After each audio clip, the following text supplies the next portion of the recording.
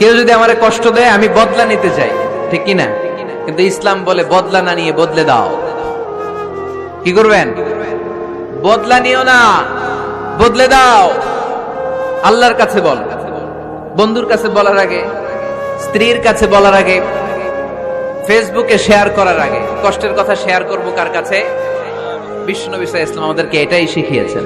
এই শিক্ষার মধ্য দিয়ে গোটা বিশ্বকে তিনি চেঞ্জ করে দিয়েছেন। তার নাম মুহাম্মদ সাল্লাল্লাহু আলাইহি ওয়াসাল্লাম। এই সূরা থেকে আমাদের জন্য শিক্ষা হচ্ছে আমরা বিপদে আপদে সব সময় ভরসা রাখবো একজনের উপর, তিনি কে?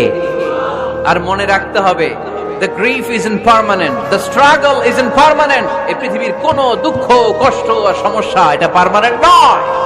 সমস্যার পরে সমাধান আছে, দুঃখের পরে আনন্দ আছে।